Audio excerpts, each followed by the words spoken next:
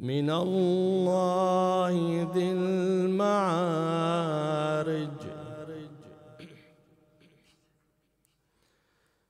تعرج الملائكة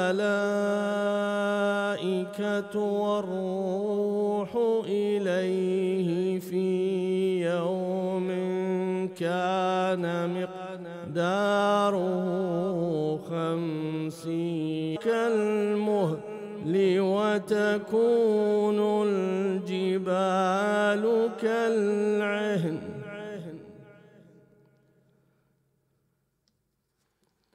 ولا يسأل حميم حميما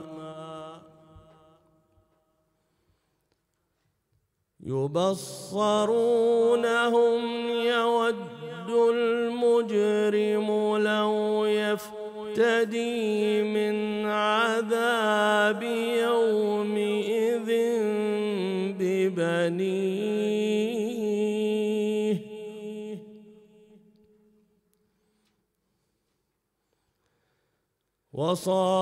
وصاحبته وأخيه وفصيلته التي تؤويه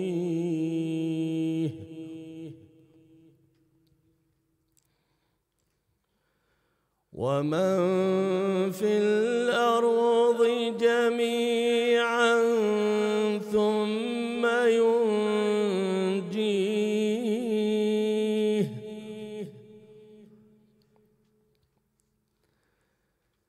كلا إنها لظى نزاعة للشوى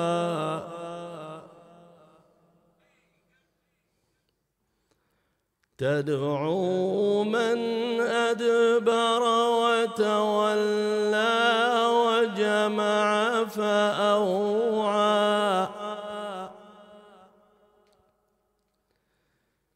إن الإنسان خلق هلوعا إذا مسه الشر جزوعا وإذا مسه الخير منوعا إلا المصلين آمنا بالله صدق الله العلي العظيم. طيبوا أفواهكم بذكر محمد وآل محمد.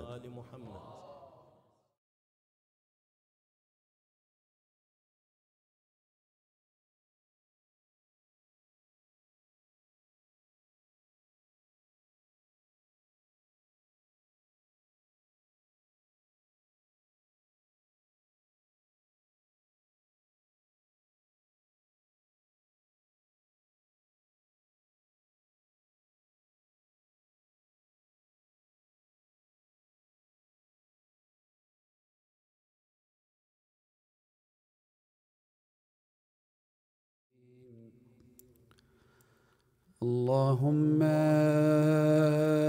كن لوليك الحجة ابن الحسن صلواتك عليه وعلى آبائه في هذه الساعة وفي كل ساعة وليا وحافظا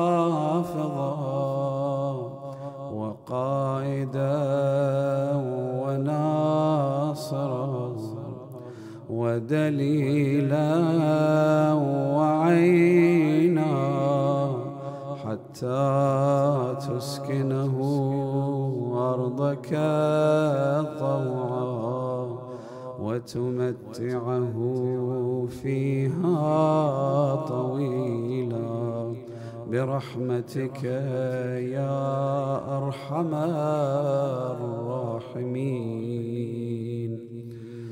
لتعجيل فرج صاحب الأمر والزمان ومحور عالم الإمكان الحجة ابن الحسن العسكري، صلوا على محمد وآل محمد. اللهم صل على محمد. السلام عليكم جميعا ورحمة الله وبركاته. One of the darkest and most repressive chapters in the history of Imam, going all the way back to Amir al-Mu'mineen, the commander of the faithful, and for the next 250 years, a quarter of a century, was the period of the reign of Imam al-Hasan al-Askari, the father of the awaited savior, al-Imam al-Mahdi, ajjalallahu ta'ala farajahu al-Sharif. Part of the reason that makes Imam al-Hasan al-Askari's period one of the most repressive and makes him one of the most oppressed imams is the fact that his imamah was so short-lived. He himself was very young when he became imam at the age of 22,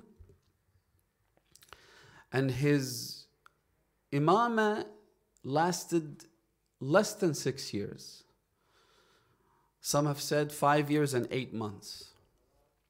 That is all the time the Imam had before he was eventually murdered and assassinated through poisoning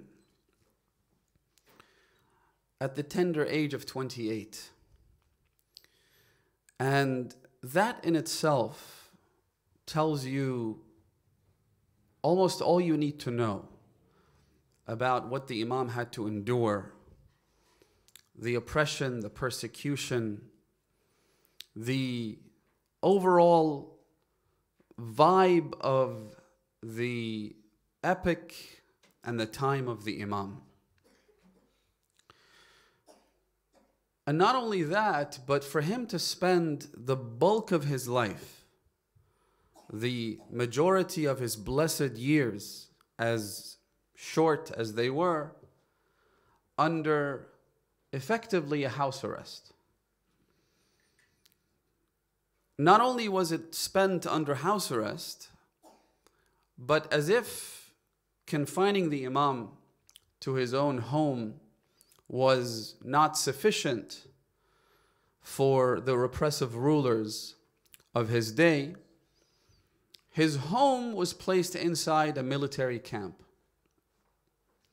Now, if you ever seen a military camp of any kind, you'll know that the number one priority is security. No one gets in or out without explicit permission, without being screened, without being monitored, without their identity being checked over and over again. By definition and by nature, that is what a military camp is.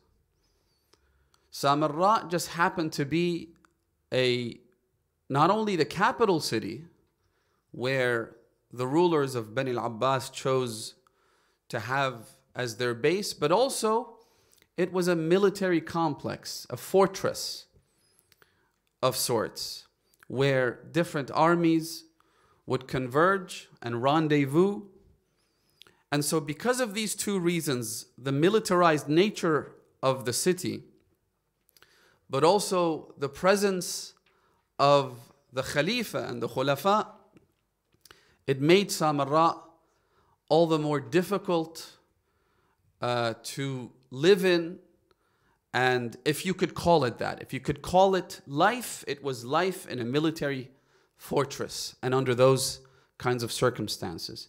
Every move of Imam al-Hasan al-Askari was being monitored. Every single person that he came in contact with, he could not have any meetings with anyone. He might have had the ability to meet people, come in contact with others, perhaps grocers and merchants, and at the end of the day, this being a city, it also had some civilians who inhabited the town. But if anyone came into contact with the Imam, he was being closely monitored and watched. So much so, in fact, that they planted spies in the house of Imam al-Hasan al-Askari alayhi salam. Again, this is all to illustrate the extreme circumstances of the life of this blessed young Imam alayhi afdal salati wassalam. And not only was he placed under house arrest in a military fortress, but as an additional layer of extreme inconvenience and torture, every now and then Imam al-Askari would also be imprisoned. He would be summoned and eventually sent to prison. And while imprisoned, some reports say that there would be spies dispatched to the prison so that they would watch what the Imam says and report back to their superiors, and even report on who the Imam meets in terms of other inmates whilst being in prison. In fact, one of the people who was imprisoned with the Imam for that sole purpose was Ja'far ibn Ali al-Hadi. In other words, Imam al-Hasan al-Askari's own brother, who according to the majority corpus of Shia tradition was aligned with the Abbasid Khulafa of the day and was working with them to undermine Imam al-Hasan al-Askari's imama and authority and credibility, because he wanted the position of imama to be awarded to him as opposed to his brother, leading some to give him the title, the very defamatory title of Ja'far al-Kadhab. Some scholars have disputed these reports and have said that what Ja'far was doing, while it appeared to undermine the authority of Imam al-Askari alayhi salam, it was in fact being done in coordination with Imam al-Askari. But it appears, when you look at the traditions and try and take an overall picture of Ja'far and his credibility and his credentials, it's quite a negative picture that you end up painting. Even though he was the son of an infallible Imam, he was the brother of an infallible Imam, but I think the overwhelming evidence is tipped in favor of him being a traitor rather than someone working with Imam al-Askari in order to advance his goals and the aims and objectives of the Imam. And in fact, after the martyrdom of Imam al-Askari alayhi salam, Ja'far presents himself as the heir and as the successor to the Imam, as the 12th Imam essentially. And some reports say that after the passing of the Imam, he came and he told everyone, look, I'm your Imam now. You report to me if there is any alms, if there is any financial contributions in the form of khums and zakat and whatnot, you are supposed to give it to me and no one else. And this actually went on for a while until the Shia, in particular those of them who were shrewd and smart and were able to look beyond the facade of faux religiosity and were willing to investigate further and ask some hard-hitting questions, those Shia were able to quickly arrive at the inevitable conclusion that Ja'far was not the 12th Imam, but rather it was someone else.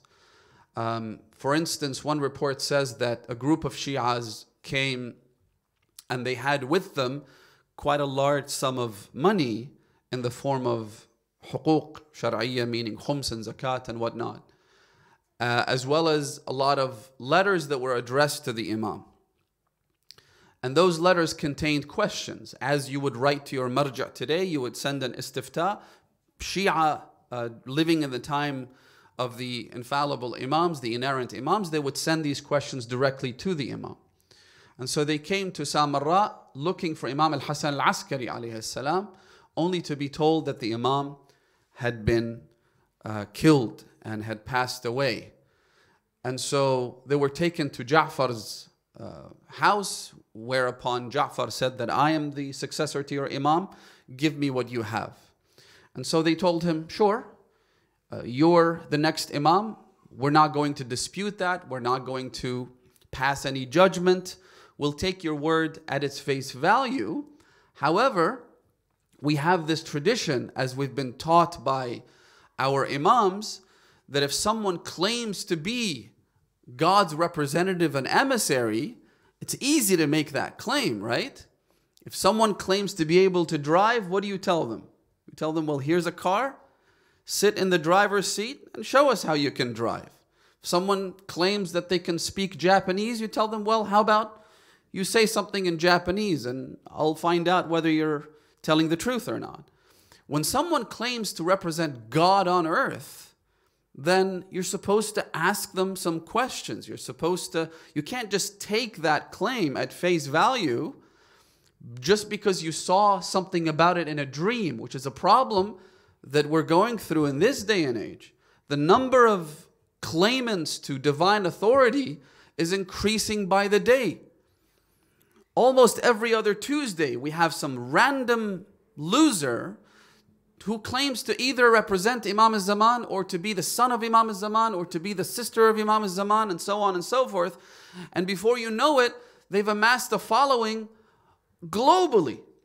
They even have followers right here in Sydney. They have followers in the Gulf states. They have followers in Europe. They have followers in some countries where they've actually set up institutions. They've set up a mosque and a Husayniyya, and they have regular programs, and they have summer camps, and they have these sorts of things because some random guy posted a tweet or a Facebook post claiming that he's the representative of the Imam and he's here to prepare and pave the way for the Imam's return. You're supposed to ask some questions.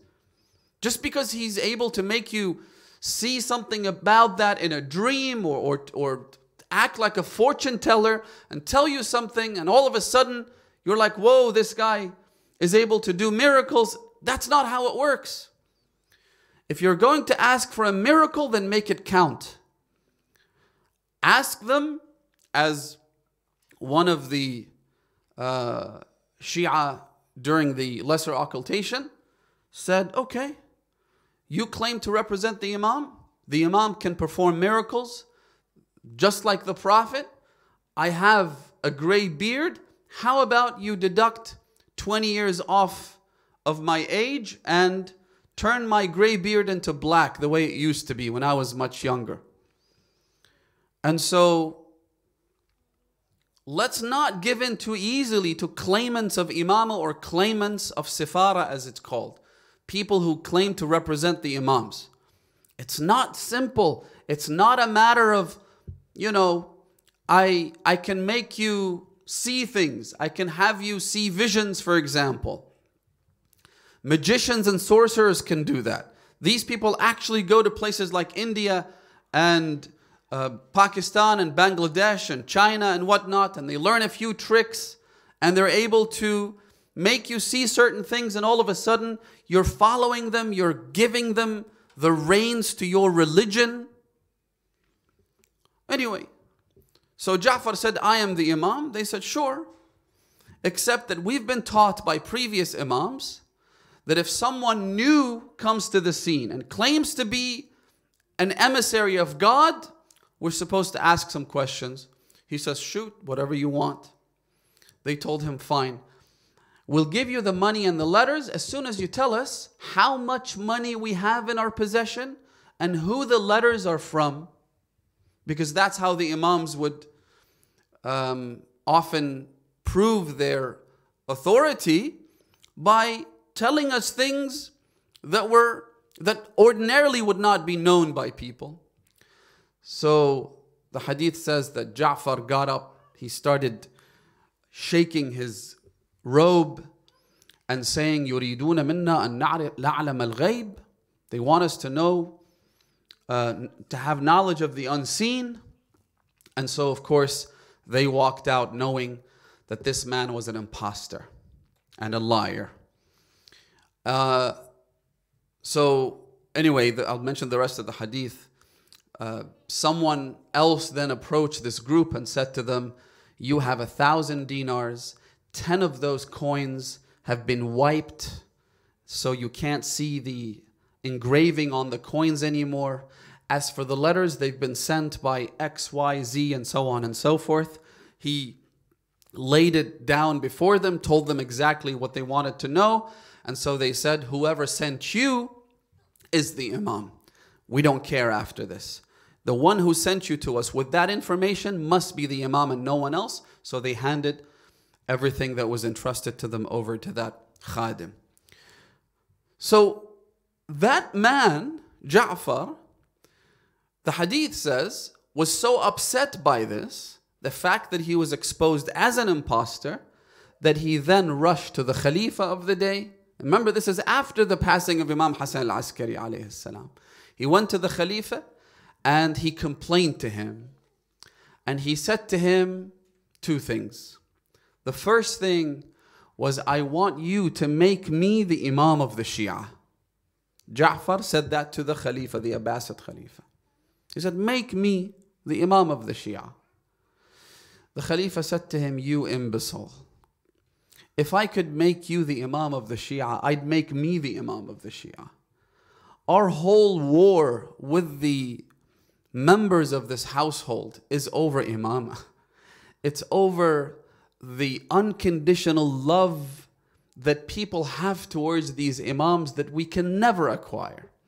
Everything we do, all the money that we spend, never buys us any real respect. It never buys us love. It never buys us this unconditional loyalty that we see in the followers of Al-Hassan al-Askari and his household and his ancestors and his son.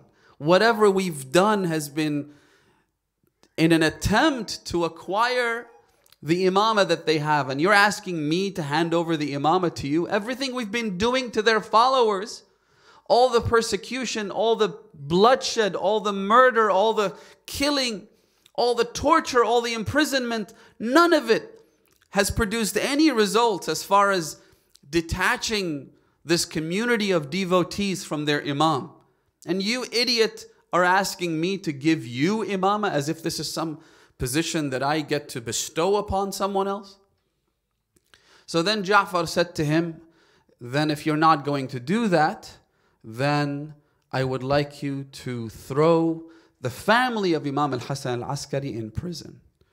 And so the hadith says he went after the mother of Imam al-Zaman, who was still alive, and he threw her in prison, and eventually she died in his custody. So imagine, you have someone who's the brother of an infallible imam, the son of an infallible line of imams, who acts in this way, treasonous to the core, filthy in his lack of belief in Allah subhanahu wa ta'ala, absolutely immoral, earning him the title of Ja'far al-Kadhdhab. So these, and this man was then sent to prison with Imam al-Hassan al-Askari, thinking that obviously he's the brother of the Imam. If the Imam is going to confide to anyone whilst in prison, it'll be his brother. And so the hope was that they would extract information from Imam al-Askari. As hard as that was, But the idea was to extract information from him, and I'll get to that later on, inshallah. Specifically, what kind of information. And so this was the kind of era that the Imam had to endure, which was so painful and so repressive, while at the same time being so confusing for so many people. As I explained earlier, when you have the brother of an inerrant Imam claiming to be his successor, what is a normal person supposed to do in these circumstances? It's really confusing seeing this dichotomy between, on the one hand, God's representative on earth, and on the other hand, his own brother who sits at the opposite end of the spectrum. And then the successor happens to be this child who is hidden from plain sight. It's such a confusing time, which the first point to be mentioned here is there's a hadith from Imam al-Hasan al-Askari alayhi salatu wassalam, in which the Imam says that my time is the most turbulent and most confusing time of all.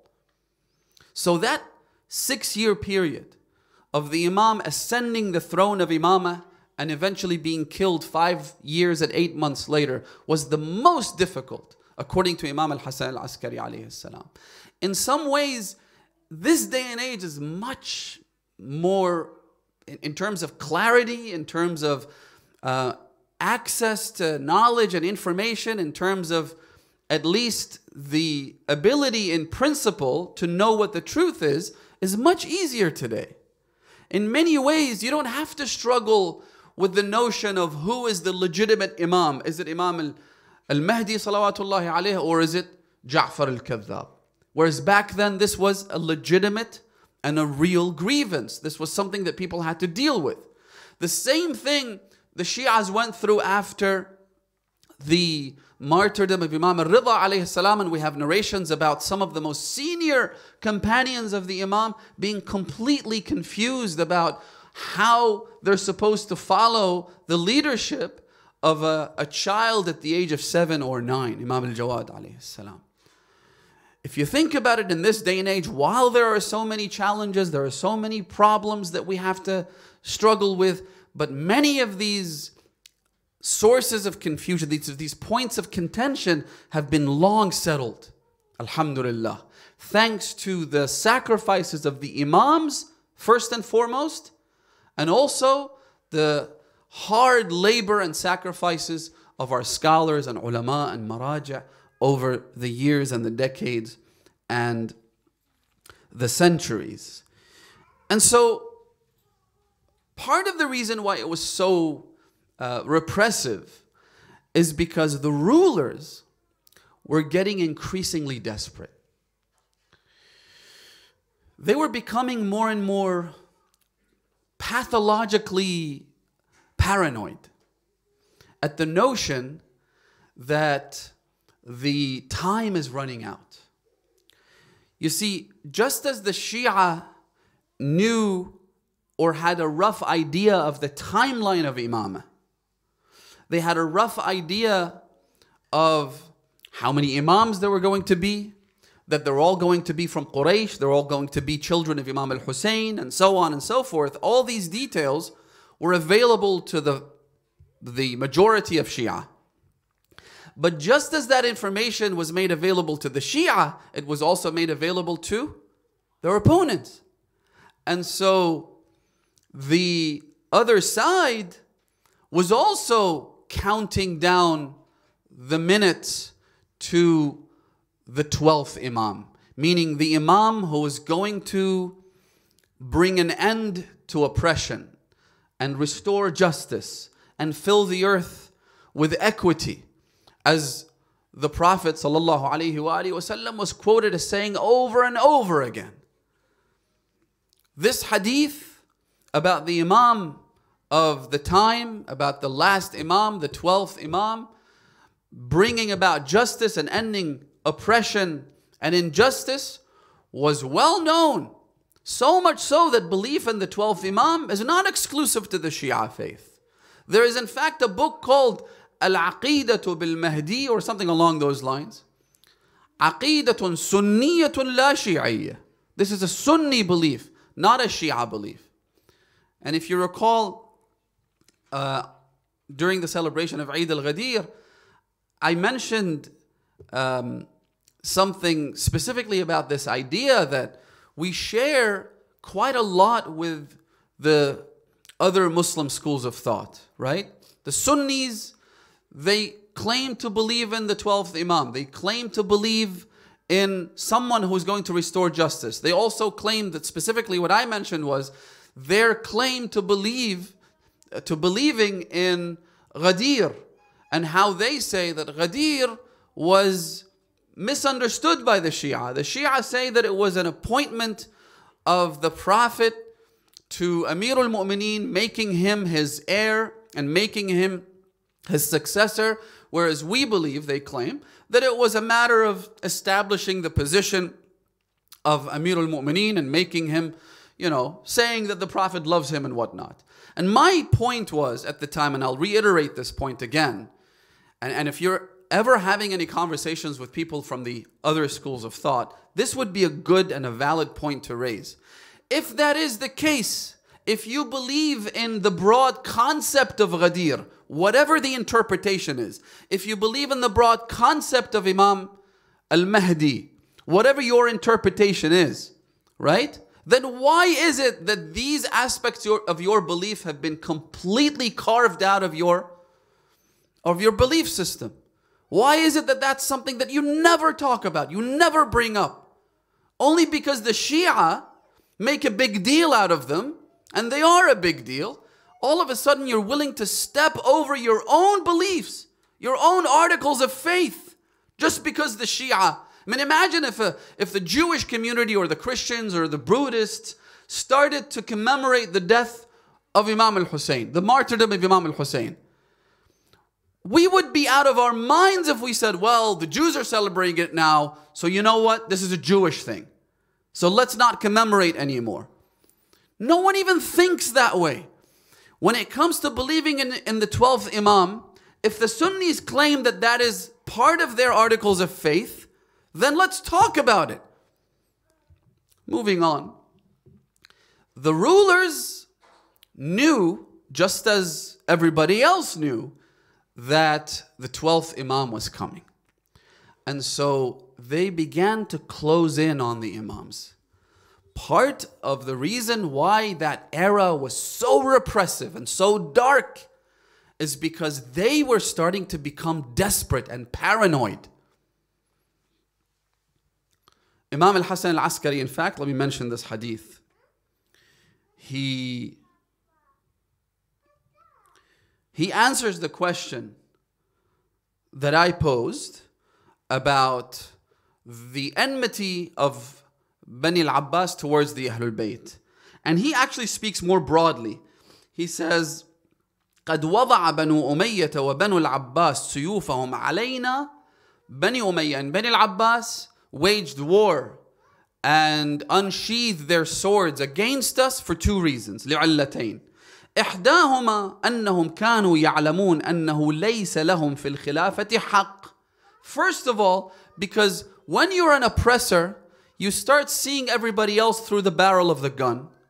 When you have stolen something from someone, then the person you've stolen from becomes your number one enemy, because you're always paranoid that this person will come back claiming his right, and so you'll make sure that that never happens.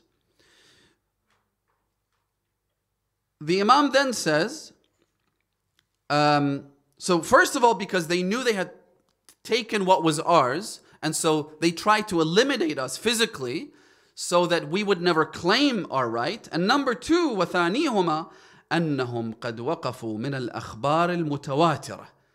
Because you think these people don't know what's going on?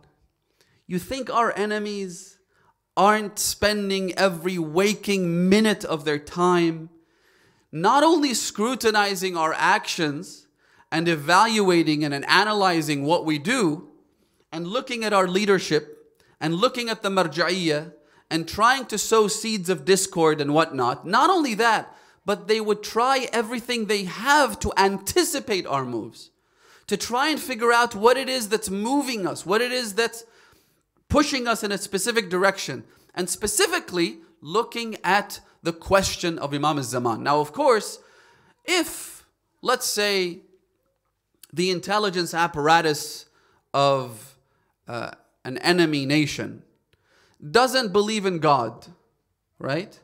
They won't believe that the Imam is able to miraculously live for over 1,000 years. Of course, they're not going to believe that. If they believed in God and they believed in miracles, then we wouldn't having these debates and these discussions.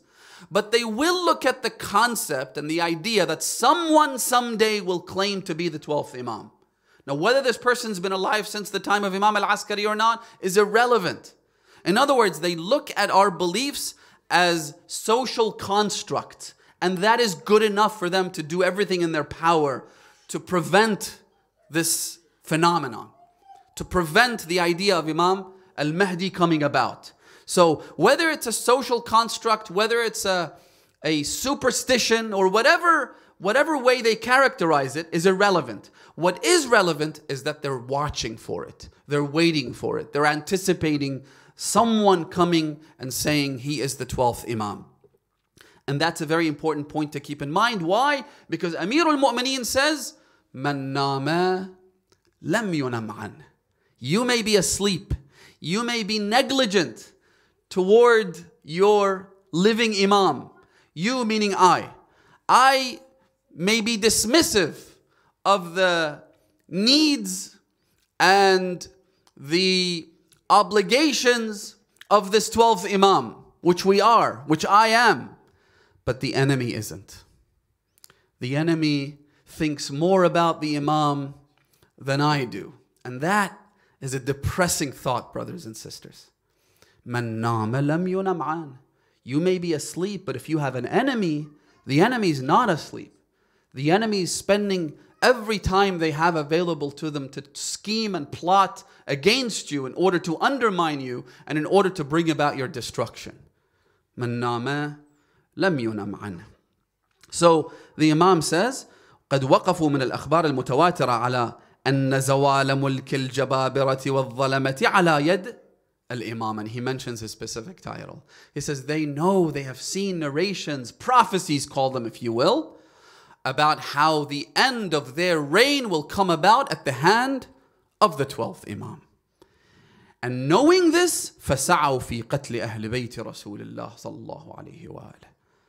They did everything in their power to kill and to destroy the family of Rasulullah. وإبادة نسله, and to eliminate and wipe out the lineage of Rasulullah, because they knew that the Imam will be from his lineage. فأبى الله أن يكشف أمره لواحد منهم. But God refused to reveal the 12th Imam to any of those tyrants.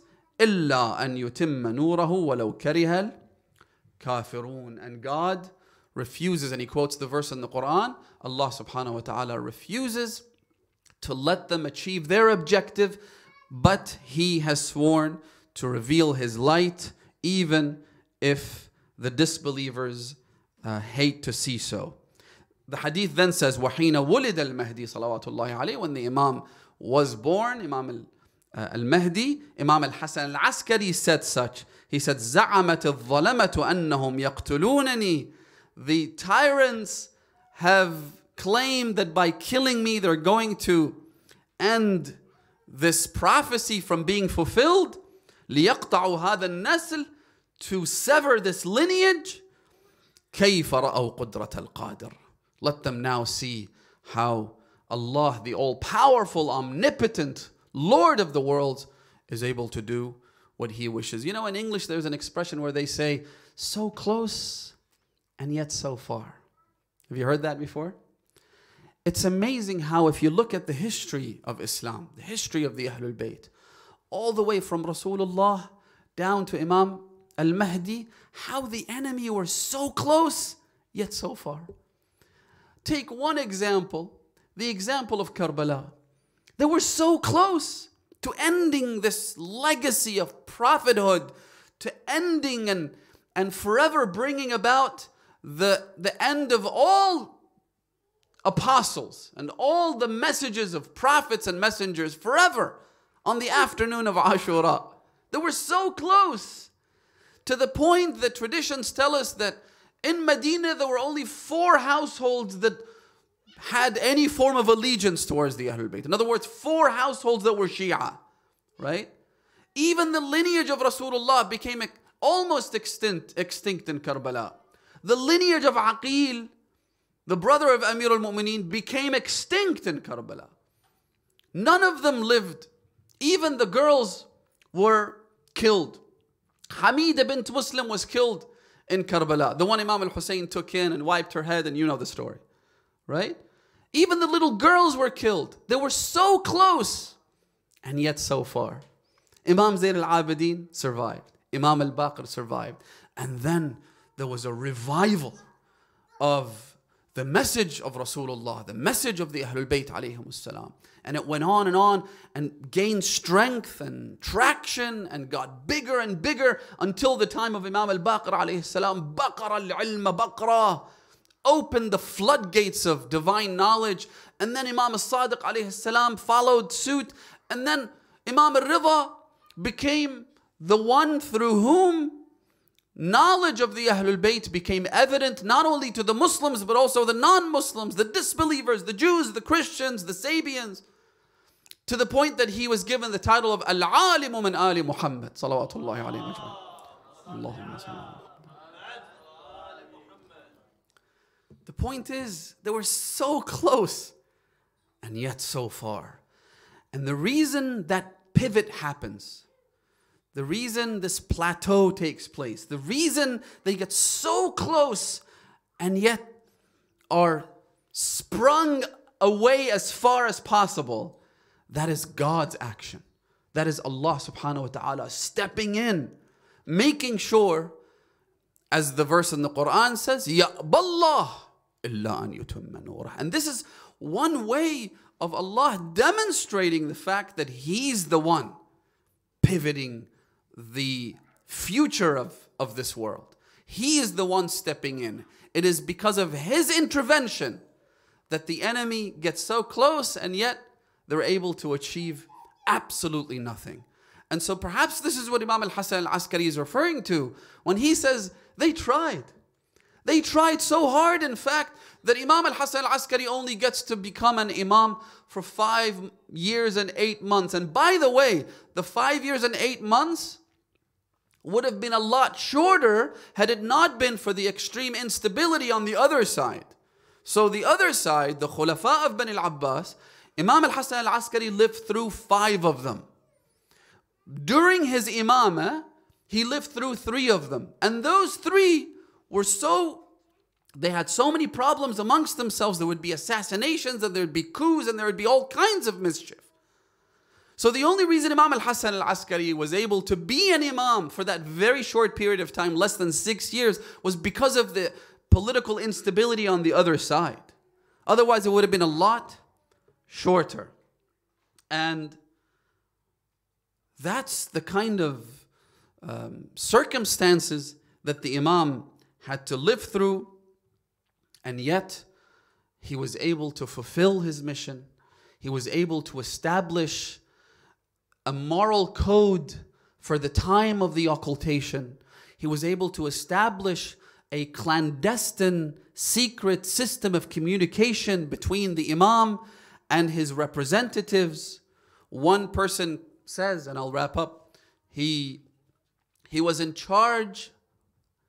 Again, this is what the imam had to go through.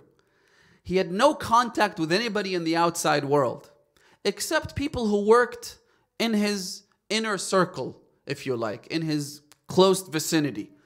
For example, the guy in charge of lighting up the fire to warm up the water of the communal bathroom. So just some random worker. He was recruited by the imam, and he obviously had become a Shia and a loyal servant of the imam. One day he says that the Imam gave me a cane, a walking stick. And he said, take the stick and give it to so-and-so. He said, I thought to myself, you know, why would the Imam send a stick? Maybe it's a blessing, right? Maybe that guy has a broken leg and the Imam wants to help out. So he goes to give the stick to the person he was meant to give it to. Along the way, he says, I came across someone pulling an animal of some sort, perhaps a cow. And because the alleyways and the roads were narrow, the cow had blocked access and he couldn't go through it. So he says, I started asking the guy holding the reins of the cow to just move, and the cow was stuck and he couldn't do it. So I came and I used the stick to hit the cow. As soon as I hit the cow, the stick broke. When it broke, suddenly small pieces of paper with messages written on them fell apart on the ground. And I realized that the Imam was using the stick as a means of communicating with the outside world. So I quickly gathered all these pieces of paper, all these messages, put them back inside the stick, and ran off and gave it to the other person. This is what the Imam had to go through. Imagine. Inability to speak and to communicate with people, to the point where one hadith says, two people came to Samarra. One of them had some doubts about the imamah of Imam Al-Askari alayhi salam. He said, I want a sign. I want the Imam to give me something, to show me something, if he truly is the Imam. And he happened to be one of the descendants of Abu Dharr. So he was a Ghifari, meaning he was from the tribe of Ghifar. He came along with another person by the name of Halabi. He says, when we went there, the Imam sent us a message through a proxy, and la tusallimu alayhi. If you see me, and by the way, the Shia would go in the hope of catching a glimpse of the Imam, in the hope of just being able to see him walk past them. As for an audience, that was almost unheard of. So the Imam sent them a message saying, la tusallimu alayhi. If you see me walking past you, do not even say salam to me. وَلَا تُشِيرُوا إِلَيْهِ وَلَا تُومِئُوا إِلَيْهِ. Tushiru means don't point to me. Ima means when you use other than your hands to point to something, meaning you use your head or your eyes or something. The Imam said, don't even do that. فَإِنِّي لَا أَأْمَنُ عَلَيْكُمْ. Because I'm afraid for your safety. If you even point to me, if you acknowledge knowing me in any way, that could have you killed. Anyway, so eventually, after a while, they were able to see the Imam. But the encounter was very brief. It was in the form of them standing in the marketplace. The Imam was riding on the back of a mule or a camel. And as he walked past, the Imam looked at the Ghifari, that young man who said, I'm looking for a sign, I'm looking for some proof of his imamah. He looked at him, and as though he was having a casual conversation with him, he said to him, Anta Ghifariyun? Are you from the tribe of Ghifar? He said, yes. So the Imam said to him, how is your mother? And he mentioned her name. His father had passed away. He said, how is your mother doing? He said, she's well. So then the Imam walked. He went away. So that man, Al-Halabi, said, I looked at my friend. I said to him, have you ever seen this man who just spoke to you? He said, no, I've never seen him in my life. He said, that is Imam Al-Hasan Al-Askari. Did he know that you're a Ghifari? He said, no. He said, does he know your family? How does he know your mother's first name? Are you satisfied now? Are you now content with the proof that the Imam is telling you things that he would not ordinarily be privy to? Are you happy? He said, yes, I would have been happy with much less than that. All I wanted was a sign. Alhamdulillah, now I have it. And so the very short life of Imam Al-Hasan Al-Askari came to an end on the morning of the 9th of Rabi'ul Awwal at the hand of the Khalifa of the day who poisoned the Imam to death. The circumstances surrounding the poisoning, there are details there which I won't have time to mention, but I will mention this. Toward the end of his blessed life, the Imam said to a man who was a servant in his house, he said to him, give me a drink that the doctors had prescribed. So he said, I brought him a cup filled with that drink. The Imam tried to drink it, but because of the weakness, the extreme weakness. In fact, I was speaking to a doctor recently based in the United States. And he said to me, he said, you know, I've done some research about the types of poison that was administered to the Imams of the Ahlul Bayt. He said, you know, it takes a really powerful poison to cause massive internal bleeding to the point where the internal organs would come apart and they would have to vomit pieces and parts of their flesh. He says, we do have these kinds of poisons now, but it takes a very powerful, very potent poison to do this. And those were the kinds of poisons that were administered to our Imams, brothers and sisters. So the man says that I gave the Imam the cup, he tried to drink, but because of the extreme weakness, the cup was shivering in his hand and it started hitting his teeth. He couldn't drink it. So then he said to me, go into that room, you will see a young boy.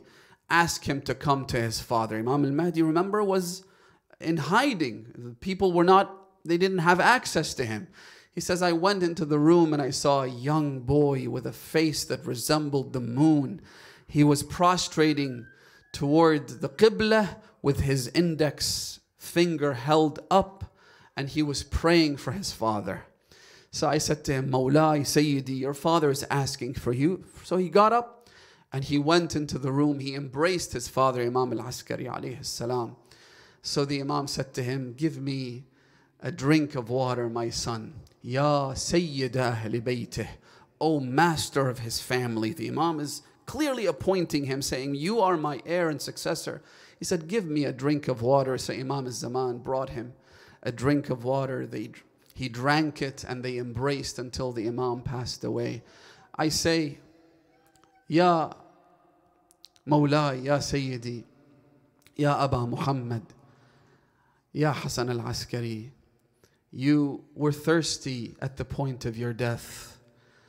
And while you were surrounded by spies and enemies, while they claimed that you died a natural death, and that no one should claim you were martyred, while they oppressed you for all those years. But at the time of your death, when you were thirsty, you called for your son and he came and he gave you a drink of water so you wouldn't die whilst thirsty. Alhamdulillah, this is how you left this world. Lakin la yawm ka yawmika ya Aba Abdullah. Ya Aba Abdullah al-Hussein. What happened to your grandfather, Abu Abdullah, on the day of Ashura, when he called out, وَحَقِّ جَدِّي إِنِّي عَطْشَانٍ, I swear by my grandfather Rasulullah, I am thirsty. And yet there was no one there to give him water. No one answered his call except the enemy, who rejoiced and clapped and laughed as they left Abu Abdullah to die of thirst. La hawla wa la quwwata illa billah. العلي العظيم إنا لله وإنا إليه راجعون وسيعلم الذين ظلموا أي منقلب ينقلبون والعاقبة للمتقين. اللهم عجل لوليك الفرج. اللهم اشف صدر الحجة. اللهم بحق الحجة اشف صدر الحجة بظهور الحجة. اللهم اجعلنا من أنصاره وأعوانه وشيعته ومقوية سلطانه. اللهم رد كيد أعدائنا إلى نحورهم. اللهم احفظ علماءنا مراجعنا علماء الدين الفقهاء. اللهم أيدهم وسدد خطاهم. اللهم ارزقنا في الدنيا زيارة أهل بيت نبيك وفي الآخرة شفاعتهم برحمتك يا أرحم الراحمين. وصل اللهم على محمد وآله الطيبين الطاهرين. اللهم صل على